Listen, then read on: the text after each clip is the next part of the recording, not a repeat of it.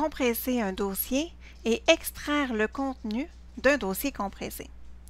Vous avez sûrement déjà voulu envoyer un dossier par courriel et eu un message d'erreur qui indiquait que le dossier dépassait la capacité maximale d'envoi.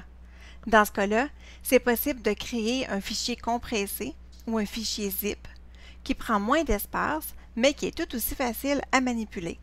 Une fois reçu, il suffit juste d'extraire le contenu pour pouvoir avoir accès au fichier. Alors, voici comment faire. Alors, dans la liste de fichiers, on va sélectionner les dossiers ou les fichiers à compresser. Alors, pour l'exemple de la capsule, je vais sélectionner donc le fichier pour exercice. Et ensuite, il y a deux méthodes qui sont possibles. Soit avec le bouton droite de la souris, on va sélectionner Envoyer vers et on va cliquer sur Dossier compressé. L'autre option possible, c'est d'aller sur l'onglet Partage, qui est juste ici, dans le groupe Envoyer, et on va cliquer sur Compresser, une fois qu'on a sélectionné le dossier, évidemment. Donc, une des deux façons, peu importe laquelle, ça nous envoie à la même chose, donc Dossier compressé.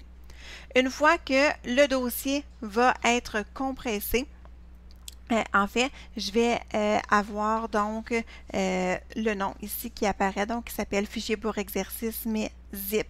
Donc, on voit pas très bien, mais en fait, il y a une petite fermeture éclair sur le fichier. C'est pour ça que ça s'appelle un fichier zip.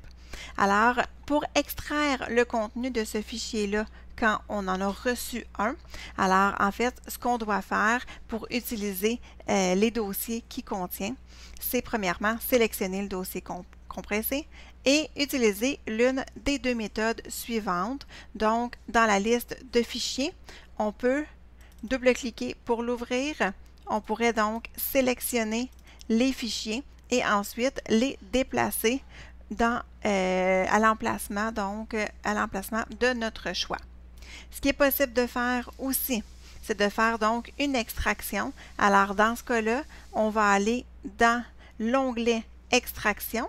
L'onglet Extraction, ça va être un onglet contextuel qui va s'ouvrir seulement quand on a des fichiers compressés.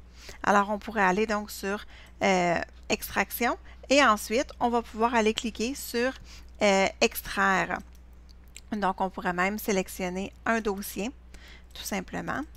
Et ensuite, on pourrait donc cliquer sur Extraire tout une fois que notre dossier a été sélectionné.